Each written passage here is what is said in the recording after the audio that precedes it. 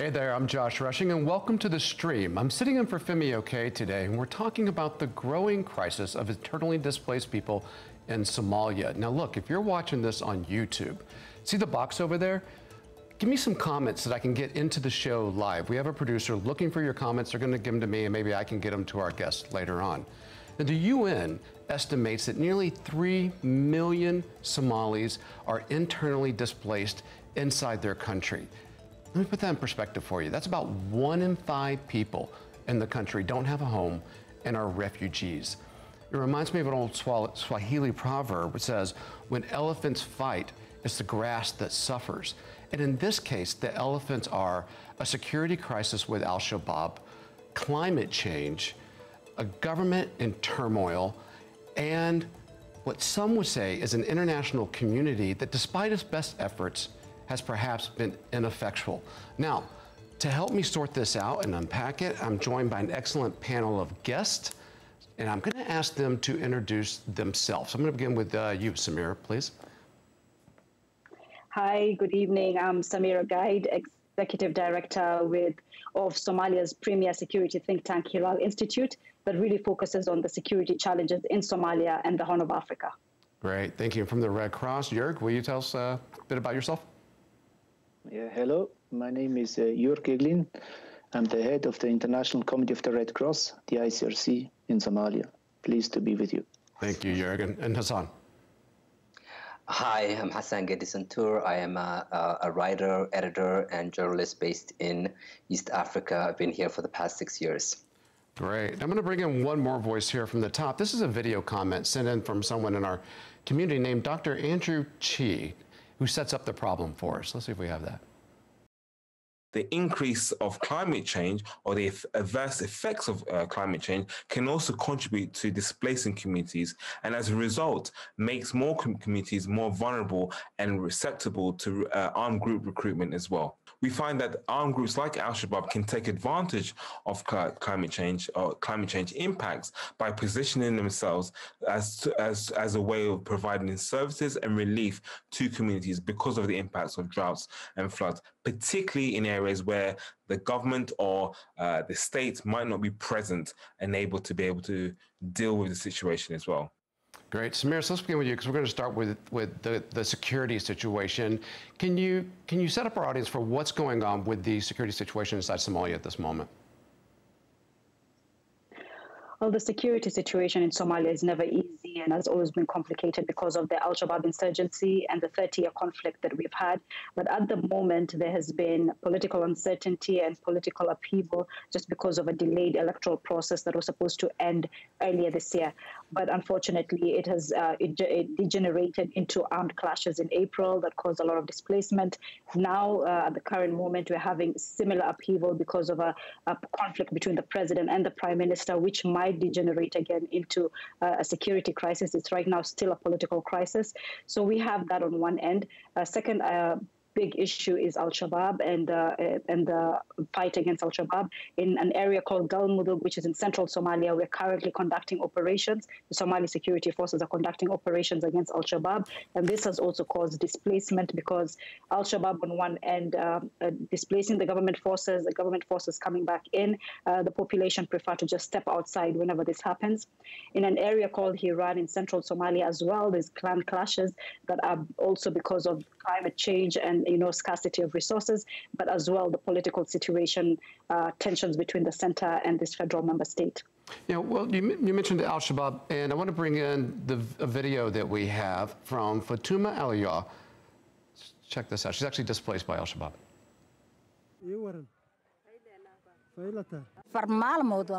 We have not cooked for the last 4 days because we have no food to eat. We are starving. We badly need to be supported. We fled al-Shabab. They chased us, forcing us to seek shelter and support in this camp. We are desperate, starving, and we need something to eat. So, Jörg, kind of toss this back to you. When you see someone like that displaced by al-Shabab, says they're desperate, they're hungry, they haven't eaten in days, what's the Red Cross doing here? Yeah, this is a typical image of the current situation in Somalia, a very heartbreaking image. You see this old woman there looking and begging for food. The humanitarian situation in Somalia has been chronically bad now for a number of years. Yeah? And when people ask me about how bad it is today, it is very difficult to give kind of a comprehensive answer, as things are just accumulate year over year. And the various factors, they contribute to this very dire humanitarian situation in Somalia. If we look at the basic indicators as humanitarian professionals when it comes to health and nutrition and livelihood, those indicators have been bad and very bad now for quite some time. And sadly and unfortunately, we have taken this as the normal in Somalia. If this would occur elsewhere in the region or beyond, we would scream much louder about emergency, about responses. But in Somalia, this has almost become commonplace, and we're just going from one crisis to the next. Yeah. Well, can you tell, when you look at those indicators, is Somalia worse off now than it was 10 years or 20 years ago? How can you compare it to its own recent history? That's a good question. I think there's a steady decline in Somalia, broadly speaking. And all depends also where you look at. Yeah? I mean, this woman gave a very, very clear picture of what it means for many people. And you mentioned displacement in your introduction of 3 million people. We had only this year displacement of about 500,000 people. And those people are in dire need. They're often difficult to access. They're often in remote areas, in rural areas. That's where things are happening. And this is might not be reflected in the same way in urban areas, in Mogadishu, or in other urban settings where things might look a bit different. So we have not one kind of uniform picture across the country, but we have many hotspots and very regions that face tremendous needs and that need to be addressed by the government in the first place, and then with the support of the international community. And we as the Red Cross, the ICRC, we try to play a very specific role by reaching out to communities that otherwise can't be reached. And we play there very strongly on our mandate and also our reputation in Somalia as being truly neutral and independent to all these efforts. You know, it's hard to get your head around 3 million people in a country being displaced. And so what we do here at Al Jazeera English is try to focus in on the actual people and their stories. And here's one. His name is MOHAMED, and he's a herder. Let's hear his story. The latest drought, 2021, is the one that destroyed the animals. Before they recovered from the previous drought, they were hit by other problems, like the locusts. The locusts ate the pastures, so animals did not get anything to eat, and that is how they died. There was nothing to give them. They didn't have anything to feed on. We were left with 50 animals. Out of the 50, 30 were killed by the rains. Now, 20 are left. Hassan, can you speak to me about the personal stories? Like what happens to this gentleman once he loses all his animals to locusts, to rain, to drought, to conflict? What happens to him and his family? Yeah.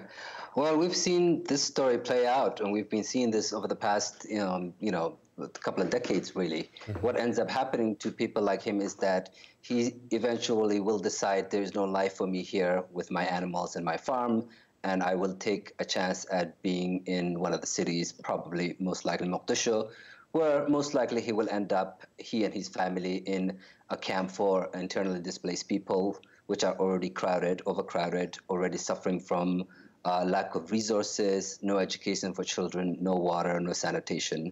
So this is unfortunately a case of a deja vu all over again, it seems like. Mm. And so looking at just add on to that. Yeah, jump in, Samara. If I could just add on to that. What's making this current situation actually worse for Somalis is really the COVID-19 pandemic, mm-hmm. and the fact that we were heavily reliant on our diaspora who used to send in, the remittances. And because of their own challenges back home and, the difficulties with jobs, that money has really gone down. And what you're having is now back home, a lot of families that are relying on their communities and their relatives really in the dire straits. So COVID-19 is affecting it because the diaspora isn't doing as well and can't send the money back. Is COVID-19 also spreading within Somalia? What's the situation with COVID-19?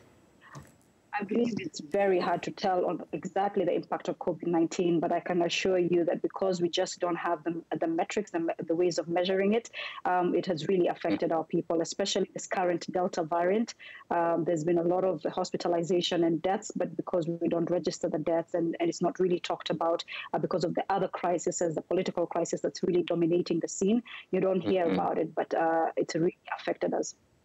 We have another video clip from another herder that I want to bring in because he has one phrase I think you guys, or at least I found very interesting, and I'd love to hear you guys kind of riff on it. We're going to go, this is a herder named Ahmed Mohammed. Let's see if we can play that now.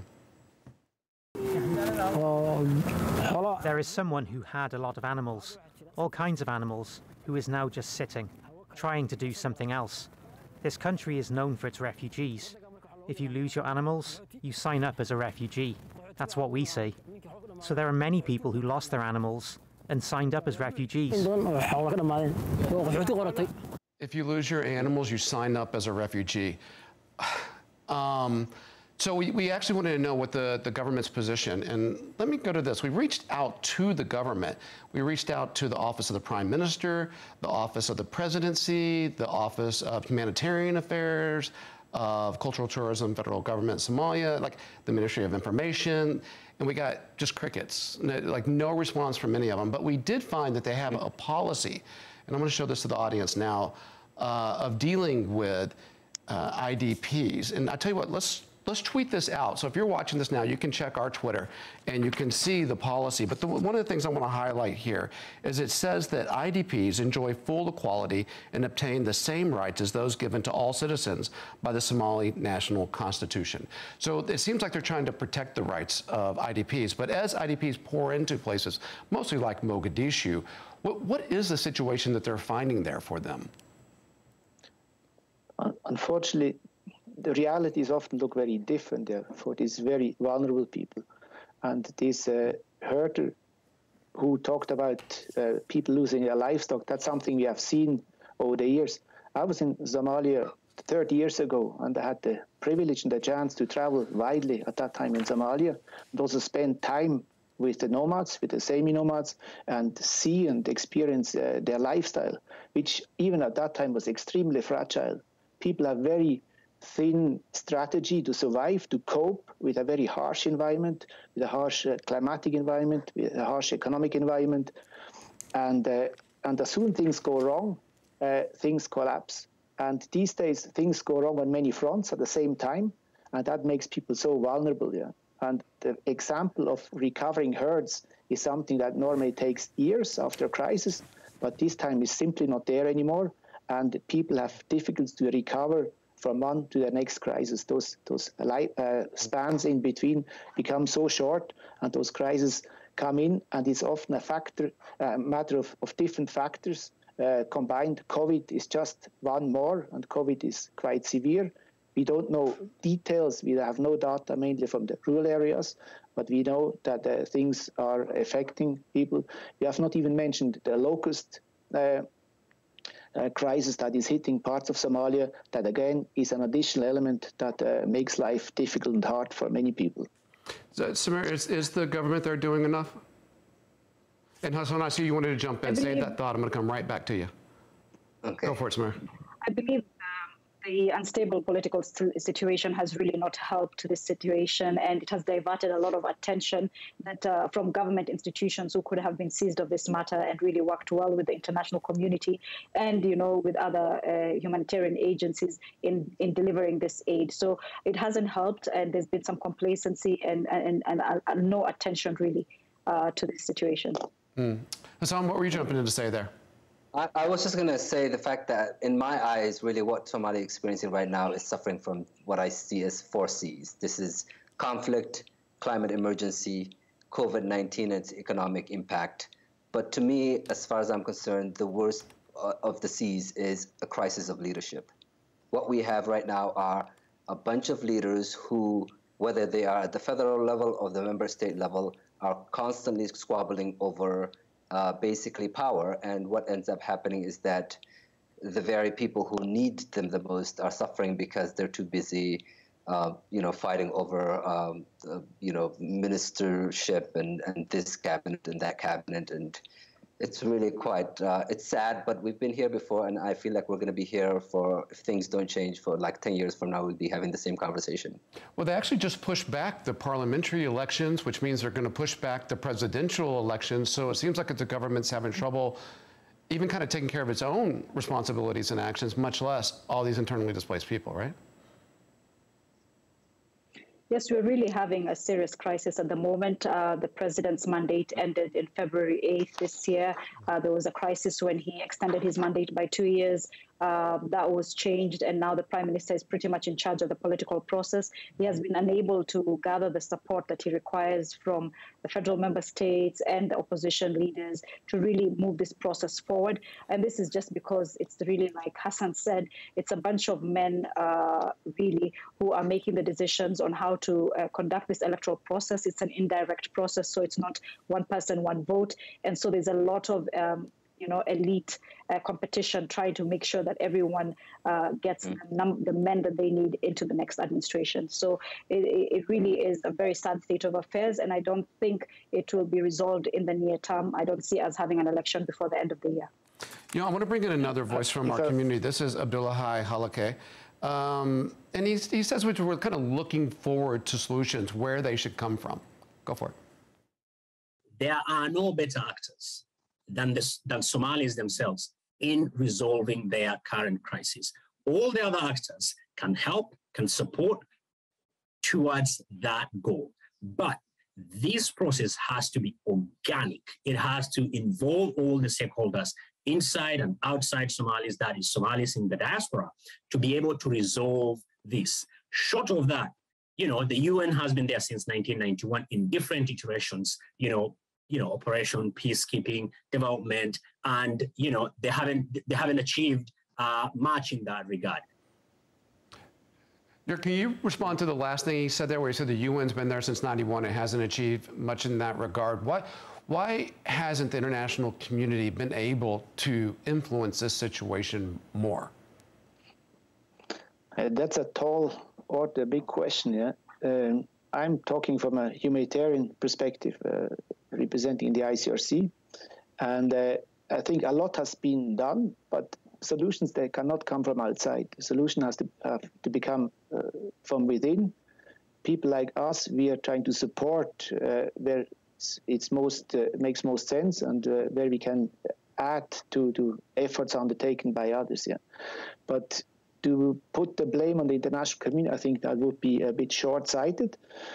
Maybe not always the right thing has been done and the right thing has been supported, but I would just emphasize on what the person said in the video, that it needs a combined effort, that everybody has to contribute and to play their role. And of course, it comes from leadership first and foremost.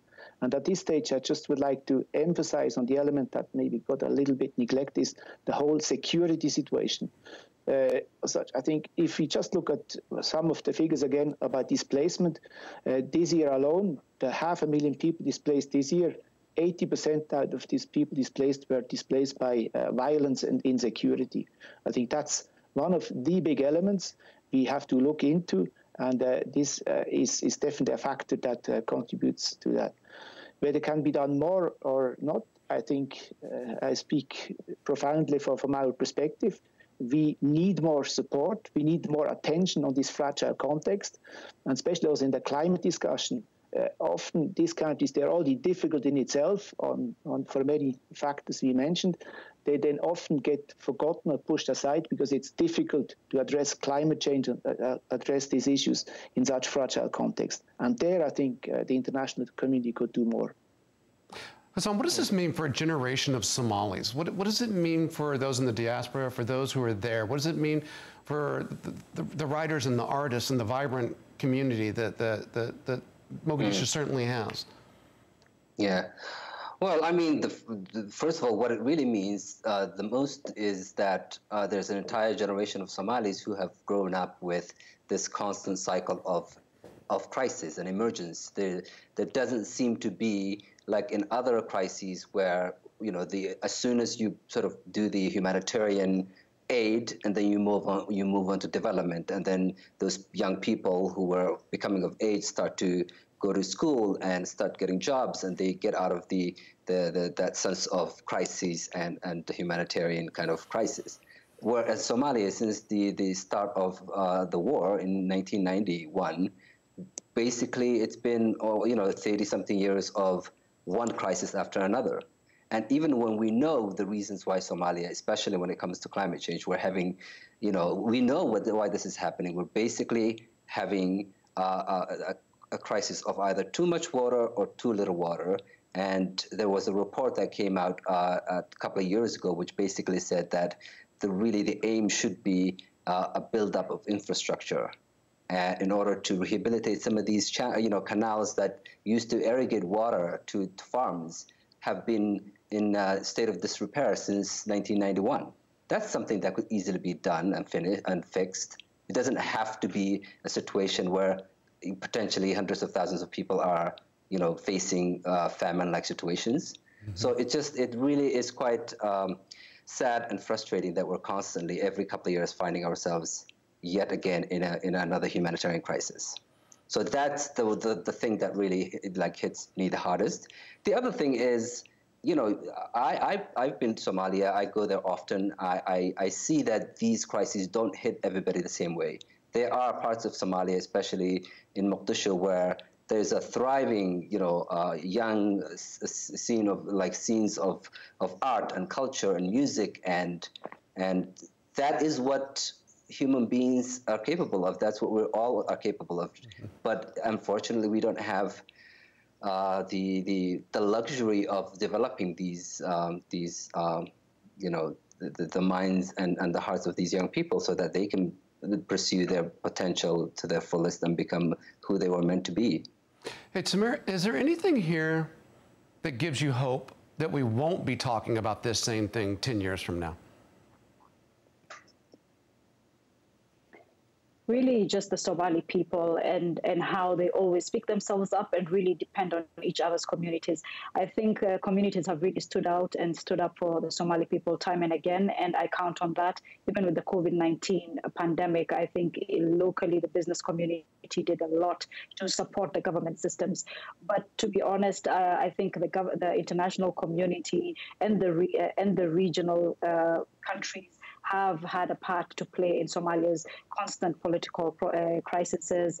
They have, sometimes pick sides or impose solutions that are not necessarily Somali solutions. So there's not enough blame to go around.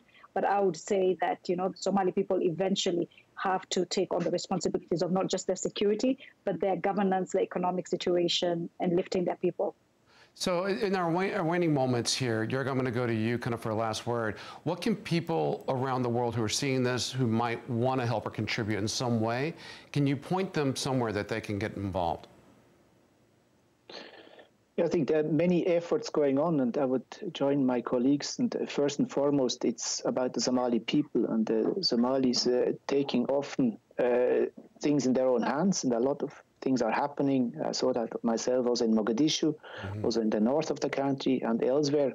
So if you have the chance to support these initiatives that are undertaken by Somalis themselves, that's definitely a very good step and a first step. And then, they can probably find information about that on the Red Cross website, yeah? Yeah, we work closely, for example, with the Somali Red Crescent. I want to thank you for being on the stream today. Hassan, I'd like to thank you as well, and Samir also. And thank you, the audience, for joining in, providing some of those comments. Really helped it, and we'll see you next time.